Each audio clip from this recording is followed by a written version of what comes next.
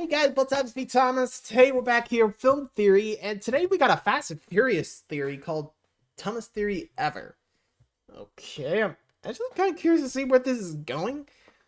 Then again, this is Matt Pat's last few theories, so I guess he's just getting this one out of the way, but I'm actually kind of curious where this goes, so let's see what he can dig up in the Fast and Furious franchise. Be sure to like, subscribe for more, hope you enjoy. Let's check it out. Did you ever wonder why, across all the fights that happen in the Fast and Furious movies, there's never a clear winner? For all the pipes and wrenches and busted balls, it always comes down to some sort of a stalemate, or the two get interrupted, or a parking garage collapses on them. Well, there's a very good reason for this, and let me tell you, it ain't the narrative. According to the Wall Street Journal, I think it's mostly just have it written into their contracts that they cannot lose a fight. Jason Statham negotiated the extent to which he can be beaten up on screen. Vin Diesel polices the number of punches he takes, and The Rock works alongside the fight coordinators to make sure that he, quote, gives as good as he gets. Turns out the only thing furious about these movies are the contract negotiations. Wasn't there like a thing going around back in the day? I'll bring it up later.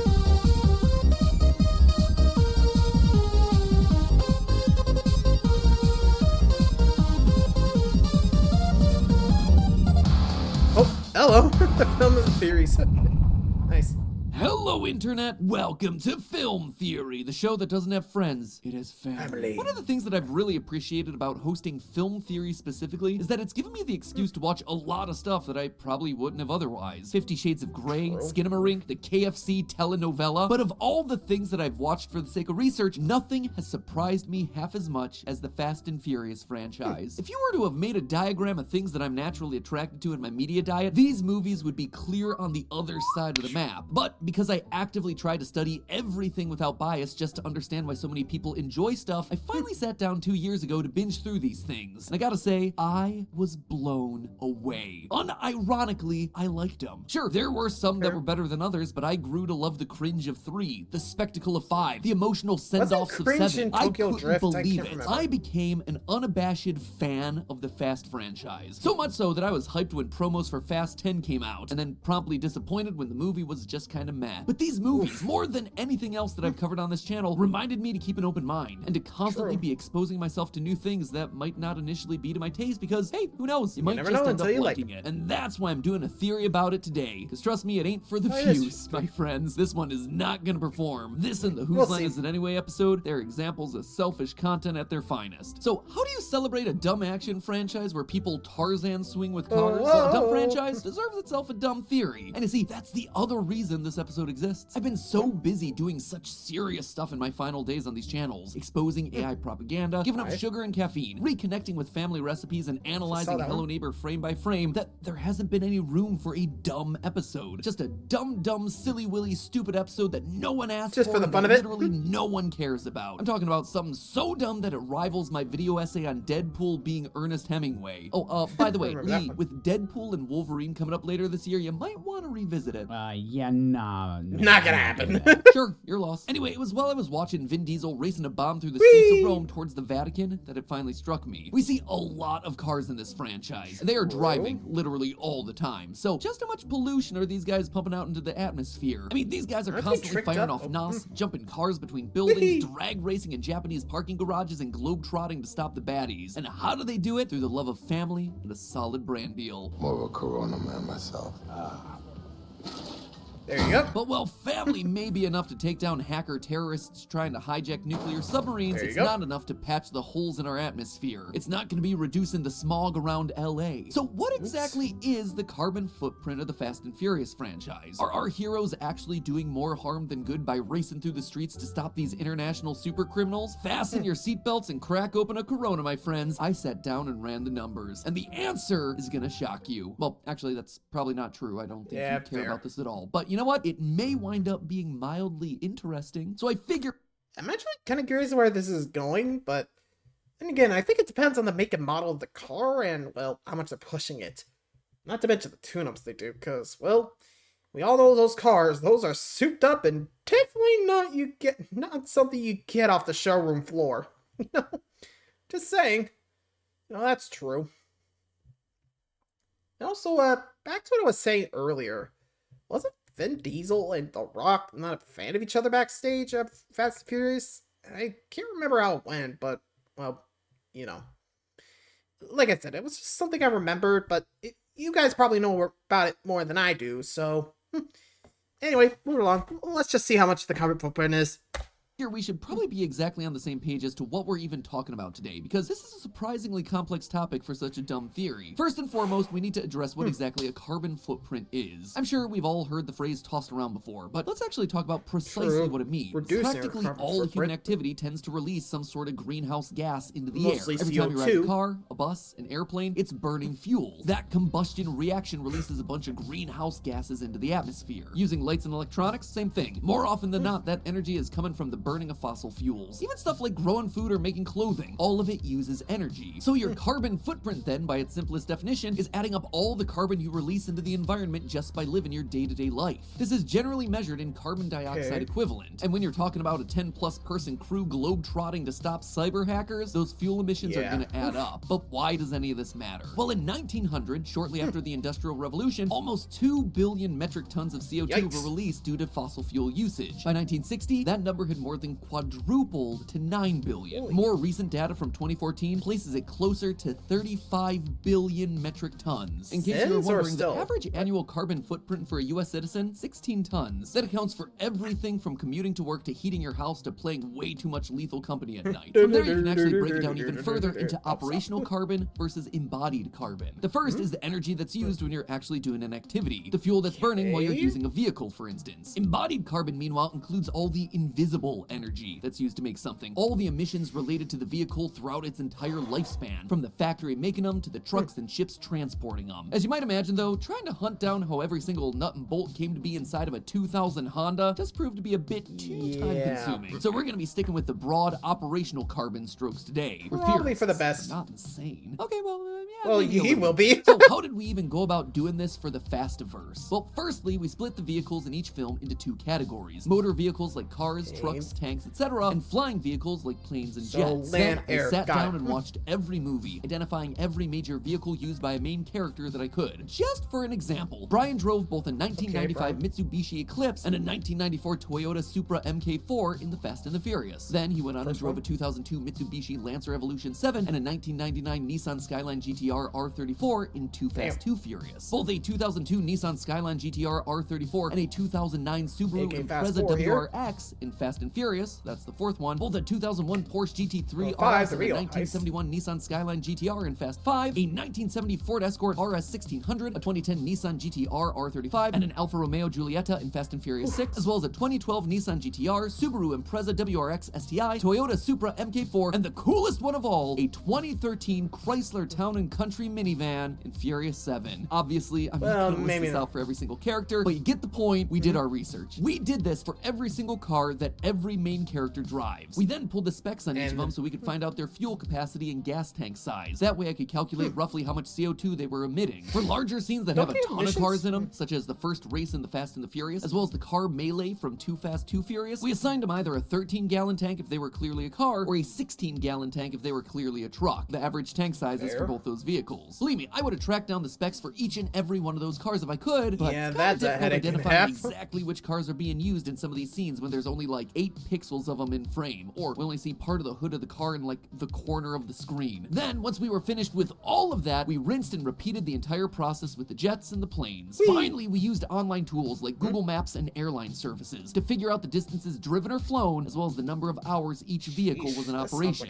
So with all of that being said, let's start with the cars, shall we? To calculate how much CO2 our heroes blasted into the atmosphere with their races and heists, I turned to the United States Environmental Protection Agency. According to the EPA, with every gallon of gasoline you burn to run your car, about 8,887 grams of carbon dioxide is created and released. So if your gas tank holds 13 gallons of gas, then it generates just over 115 kilograms of CO2, equaling out to roughly 0.115 metric tons of carbon dioxide released out into the atmosphere. Remember, that is for the entire tank gas. It would take you burning through almost 140 full tanks of gas to break into the US average of 16 tons for the entire year. So with all of those numbers in mind, just how big of a footprint did the cars of the Fast and Furious heroes heroes leave in their wake. Well, believe it or not, but the franchise comes out of the gate swinging when it comes to CO2 pollution just from cars. The very first movie basically opens and closes with street races. It features multiple truck robberies, Vin Diesel fleeing the country via car, and a giant racing tournament called Race Wars. Yeah, it was released in 2001, and it certainly shows. In total, by our calculations, 139.65 metric tons of CO2 were released during this film. To make that number a bit more tangible, a typical round-trip flight between New York and London releases 2 metric tons of CO2 per passenger. So you'd be looking at 70 flights worth of CO2 in this one movie alone. That is insane. Or you could consider this. Powering a mid-sized house for 3 years, it emits roughly 2 tons of CO2. So again, those cars from the first movie are producing 70 times that amount in just one film. All these numbers, they're kind of ridiculous. And again, we are still just talking about the first movie. Interestingly, Too Fast, Too Furious features significantly less carbon pollution, despite Roman and Brian speeding all throughout South Florida trying to stop a drug kingpin. Though it does feature a whopping 61 aggressive gear shifts and pedal stomps, as well as Brian sending a 1969 Yenko Camaro SYC off of a pier and onto a yacht, the total emissions for our heroes' cars is just 21.4 metric tons. See, this one surprised me because the movie actually has a short film prequel on the DVD extras. It shows Brian driving all the way from Los Angeles to Miami. I was kind of expecting that to inflate the total emissions by a good amount, but nope, the overall emissions from a trip didn't make that much of an impact. Speaking of numbers being smaller than you'd expect, despite the third movie, Tokyo Drift, featuring the most time racing, 15 minutes and 10 seconds, the emissions from the heroes are actually the smallest of all the films by far, with a mere 3.59 metric tons of CO2 emitted. I credit this to a couple of things. First, despite spending the most time on the races, there are only 5 real ones throughout the entire film. The rest of the film is just spent on character drama. Why don't you nice boys let your cars do the talking? I only race for pink slips. How about me?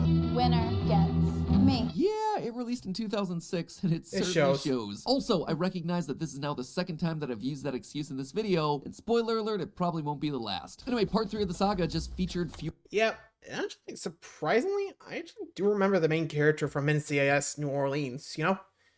Yeah, the country, that little country twang. Yeah, same guy. Don't remember what it was called in, NCIS New Orleans. Does anyone remember? Sorry, I know I watched the show, but I just don't remember the name. Anyway, so, other than the first movie, they're actually starting to go down. What do I? Anyway.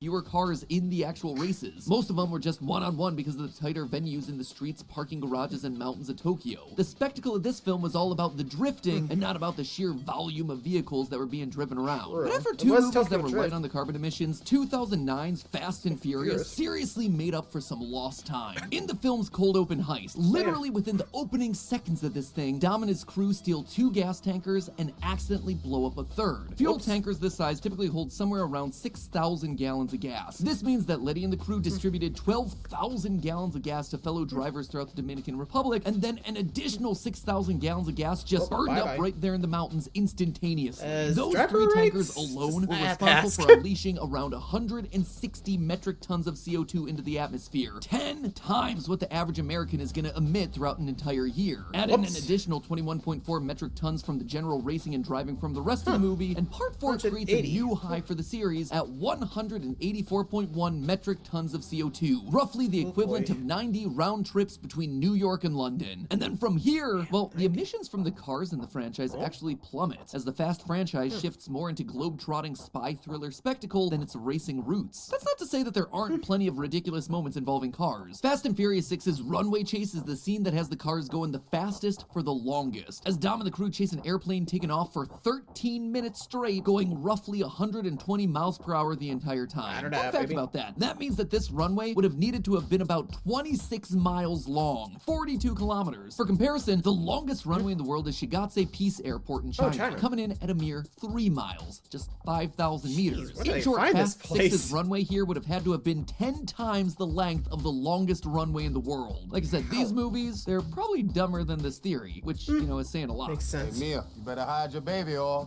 You better hide that big ass forehead.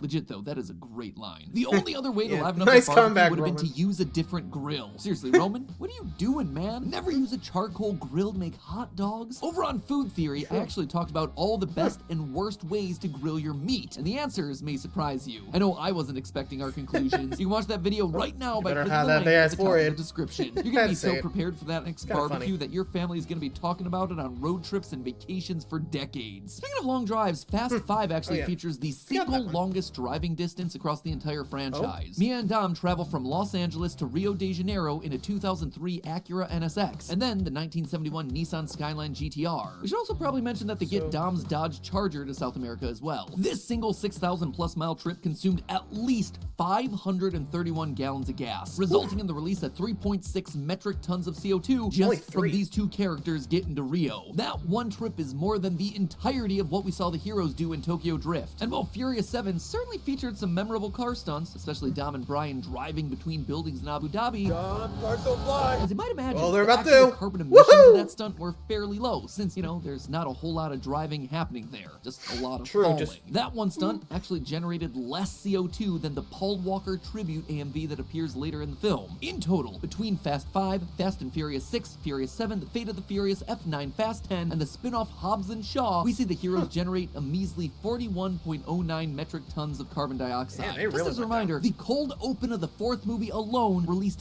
7 times that amount. Yeah. All in all, when you Cold add open up the alone. car emissions from the good guys in these movies, it only comes out to about 388.33 metric tons Remember, across the that's just 11 the good films. guys. It's actually Don't forget much the bad lower guys, than you I know, expected, what, to be tanks? honest. New York City produces that many metric tons of CO2 in less than 4 minutes. Then again, remember that this is only taking into account the crew's travel via motor vehicles. Maybe things look a bit different when you factor in their airfare. Across the franchise, Well, we let's counted see. about 75 flights taken by the crew across all 11 films, and the distribution of them skews much heavier the later in the series that we get. Our heroes take just 4 flights during the first 4 movies, but after that, the crew really starts to jump all across the world. London, Brazil, Central America to the Caucasus Mountains, Abu Dhabi, New York, Samoa, Russia, Monaco, Berlin, Tokyo, the Caspian Sea. You get the idea. If Taylor Pretty Swift much. is getting canceled for the greenhouse gases emitted by her private jet ride from Japan to the Super Bowl, then the Fast and Furious Familia should probably be getting DQ'd as well. But across all the air travel, one reigns supreme. The single craziest moment from all of these comes Oh, yeah. in Fast 9, where Roman and Tej fly a car into space to destroy a satellite. We're in outer space! Man, how much candy did you eat? Well, I eat candy when I get nervous. This little jaunt into orbit releases a whopping 269 metric tons of CO2 all on its own. In total, the planes flown by the crew added another 7,185.8 metric tons of CO2 to their footprint, bringing their total carbon Actually footprint to a brings up- whopping, drumroll please, Really? terrible as always. Wouldn't have it any other way, Yossi.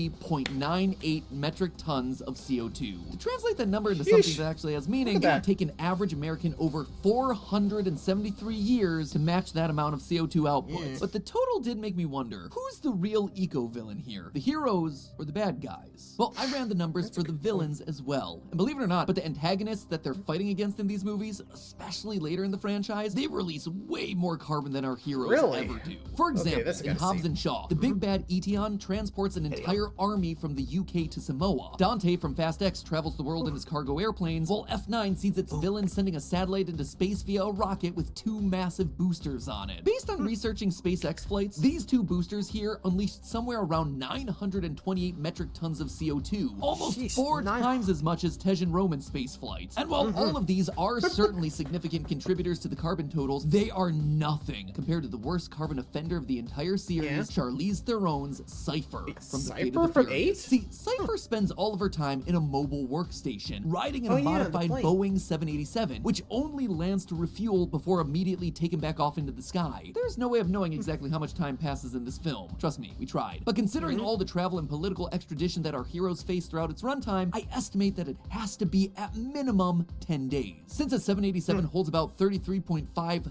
1,000 gallons of aviation fuel. And that means that Cypher is that dumping even over close to the 3,200 metric tons of CO2 into the atmosphere just in this one movie, and that's just during the time that we see her on screen. This isn't taking into account all of Cypher's travels before the events of Fate of the Furious. In total, the villains spew out 10,213.06 metric tons of CO2. And just to make sure that we're dotting our I's and crossing our T's here, that makes the total carbon footprint for the entire Fast franchise, both its heroes and its villains, to be a whopping 17,787.04 metric tons. And while that might seem like a massive amount, when you put it in perspective, it's really not. After doing all the math, the total carbon footprint of the vehicles across this entire franchise is still less than what New York City generates in 3 hours. That's 17,000 metric tons. It's just slightly more than what enters our atmosphere every minute of every day. It would take a single person over 1,000 years to hit that mark. And that, I think, is the true lesson to take away from all this. Just the sheer volume of greenhouse gases produced by our society right now, and the real percentage that you as an individual is actually contributing. Don't get me wrong, whether you're Joe Schmo just going to work or Dominic Toretto trying to stop cyber terrorists from hurting your familia, watching your carbon footprint is a great thing. And collectively, we can make a difference, but it is a small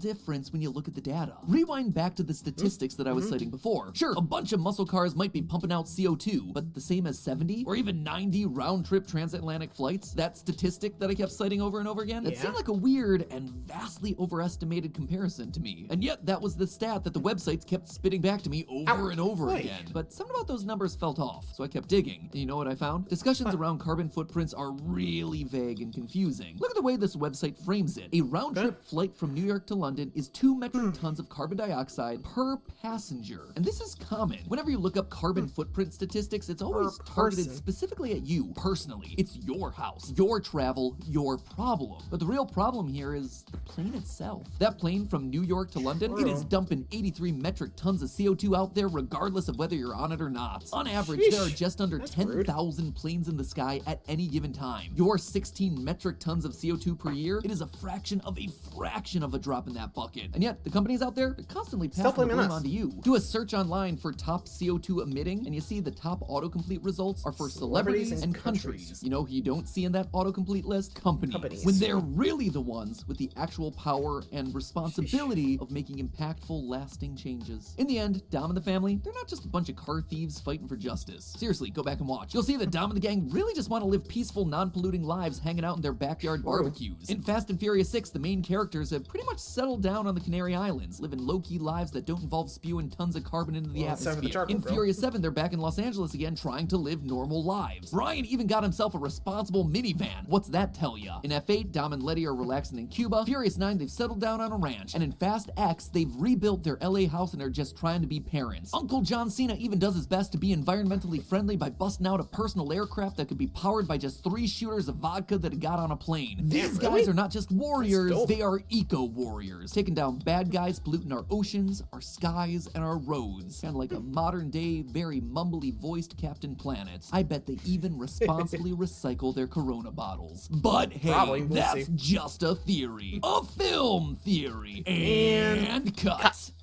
If you want to... So, there you go. Apparently the bad guys are the worst, but still. Considering like fractions of fractions? Damn. Then again, they really gotta figure out those, like, I don't know, like a water-powered engine? Can you imagine if it actually worked? But then again, we probably run out of water. Like, fast.